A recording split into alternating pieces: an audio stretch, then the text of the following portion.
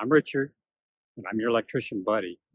This morning, what I'm going to work on is I have a customer here who has an electrical disaster, you might say. But anyway, we're going to install a time clock to control his pump for the swimming pool. We're going to fix a couple of other electrical problems, and hopefully this will help you to be able to know how to change and perhaps install a time clock yourself. So pay attention and see what I do. Now, one of the first things I'm going to do, though, is I'm going to set a post, pour a little concrete around it so that when I set the time clock, it's on a secure location. What they were doing to control the pump. As you can see, kind of a nightmare, to be honest. So we're going to set a post, and we'll mount the time clock, we're hooking the pump. I'll show you how to test to make sure this is dead first. I happen to find the breaker for this. There's two houses on the property. The closest one controls the pool light, which I'll show you because we're going to make some repairs there. This one came out of the main house, which is further away, and out of the sub-panel. So interesting how they did it, but we want to make sure it's safe. So let's first of all get the hole done.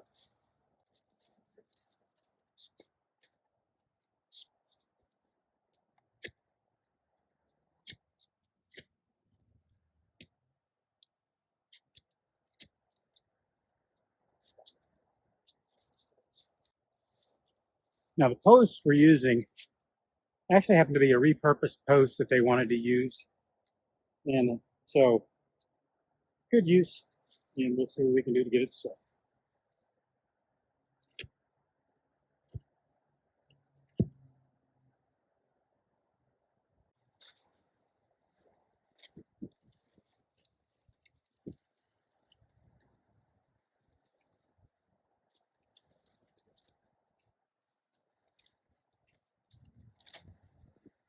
Now the concrete I'm using, it's just a quick set. And all I'm going to do is pour a little water on the top and let it soak in. Because we're in the south, so it's always moist. It'll absorb the moisture and it'll set harder just over time. And it won't take long. But that's one reason some people say, why aren't you mixing it in advance? Well, if I was in a really dry climate, I would. But here, we set posts like this all day long, and they do get hard. They set up real quick. So let me pour a little water over the top, let it soak in, and then we'll start doing the time clock.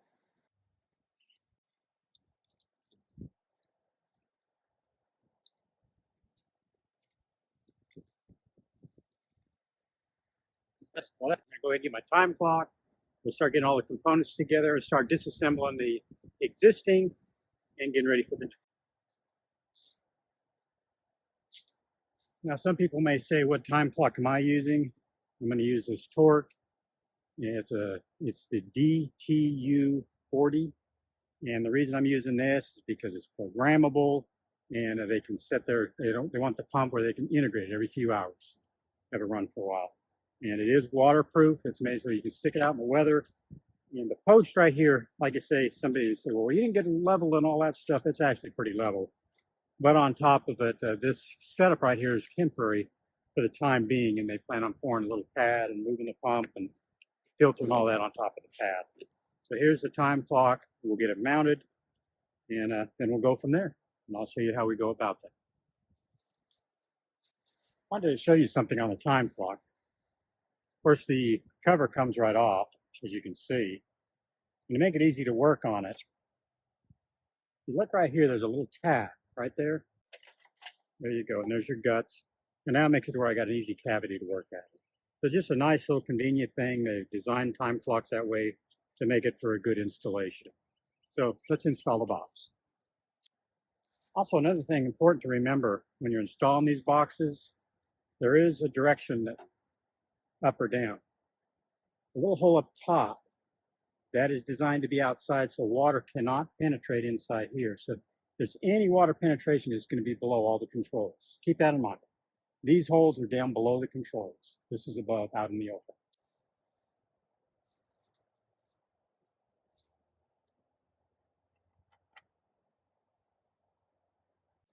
Now the next thing I'm going to do is I want to make sure this is dead before I start moving the wires and making up my conduits in it. And also remember that inside these boxes, the little knockouts, you have to be careful because it's plastic. You don't want to knock out too much. So a lot of times I'll actually use a little unibit that one that steps up in size, and I use that to drill those holes out just so I don't, because the box, even though it's plastic, it's still good. In fact, it's better because it's not going to rot, but you still need to be careful.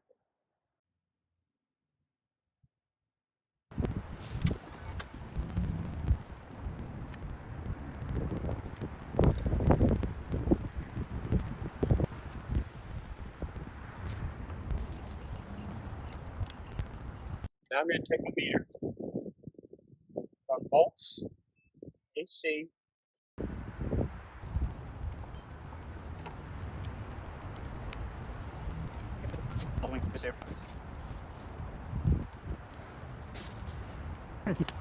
You look in here, this is what they had. And then they had the ground wires tied together with this wire nut. Now you notice right there, it's not tied to, it's not twisted mechanically. And see what happens? The wire falls apart. And we'll discuss why it's important to make sure you got a good mechanical twist and not rely on a wire nut for a connection. This is to protect your connection, but not to make your connection. So keep that in mind. And I'll go over that in another video. Okay, I got my Carflex, ran my wire in it, I'm gonna hook it up to the motor, and I'll bring it into the box. I'll show you all those connections here in just a sec. Just so you understand what I'm doing, I'm removing the old connections they did. It's hard for me to show you, but all I'm doing is making it to where I could put it in what they call Carflex. In other words, something that's rated to be out in the weather, so it's safe. It makes everything safe. Because right now all I have is Romex connectors, which is not meant to be used exterior. And because of that, any water running down can actually run, like in this case, can run right into the motor. The other case could go into the switch. That's why the switch was all corroded and falling apart. So keep that in mind as you go. And I'll show you the connections when we're done.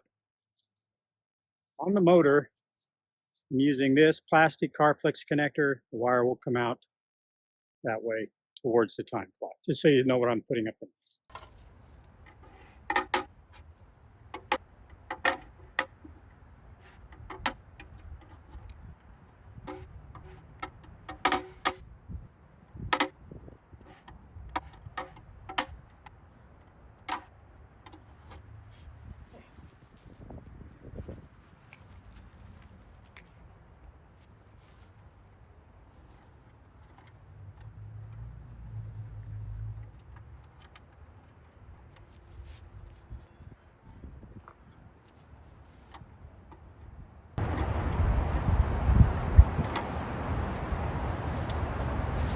A good point to remember when you're tightening up these, it's good to not over tighten. You want to make sure it's got a good seat. There's no way it can come loose, but there's a rubber bushing in there and you don't want to destroy that rubber bushing. So it's made to just tighten down to a certain tightness. And so just remember that, don't over tighten just because you think you can keep tightening it, but the problem is you may be ruining it. So keep that in mind when you put these type of connectors in. Take a moment just so you can see what I was doing. Installed this connector here and then ran new wire, and then we will be tying that wire. See, it kind of goes up on my foot right here. This cable here, then we will tie it into the time clock. Then our power cable here in the inside panel will also go into the time clock. So let's get that done now. So first, I'm going to put the cover back on the motor.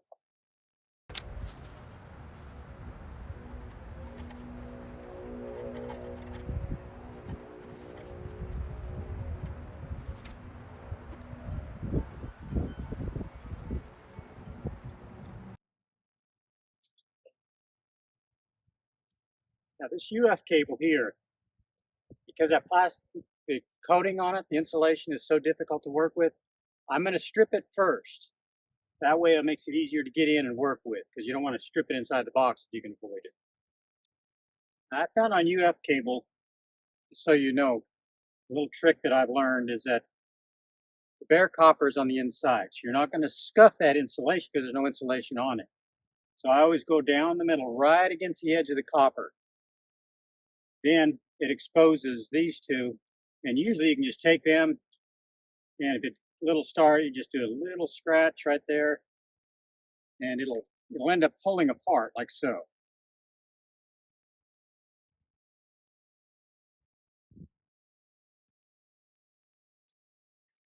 Whenever you're running a knife near this, you never want to scuff this insulation.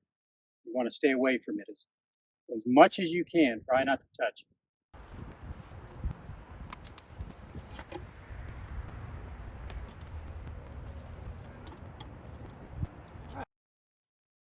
So now we're ready to put the time clock in. Before I put the time clock in though, one of the things I'm going to do is I'm going to hook up the grounds and just put it under this screw. So here is the ground wires coming in. This side here is from the power from the house side. This side here is going to the pump. And it's only on a 20 amp breaker, so that's why we're able to go with a 20 amp rated wire here. And this is just a larger wire, mostly because of the distance from the house all the way out to here. So they've upsized the wire. But it is 220. It should be very efficient on the 220 side. So now we'll start tying in the actual control cables. All right, I'm going to show you something on this as well.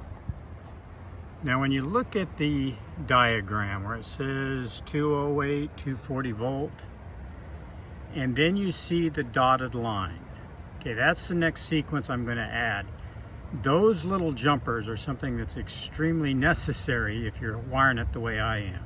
If you leave that off, your pump's not going to work and you're going to wonder what's going on. That is a jumper wire you have to add. So I'm going to show you that we added it now. So when you look in here, so from line 1 on this side here, that black wire there goes up over here to that C, or the common connection. The white, same thing over there. Now like I say, this is a 220 or 240 volt system, and this was what they ran out here. They ran a number 10 UF cable out here.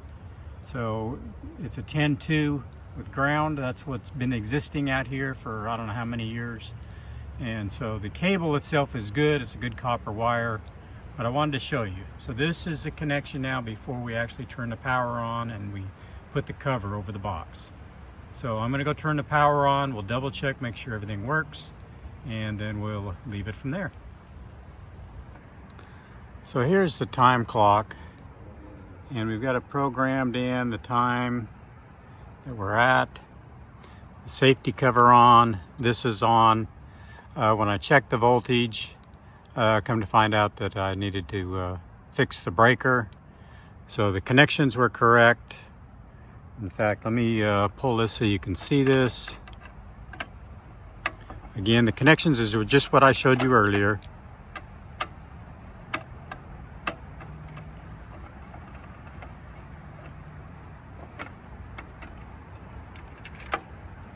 So there we go. Everything as we showed, according to the diagram, connections. So let me just flip this back on there. Try not to lose the screw.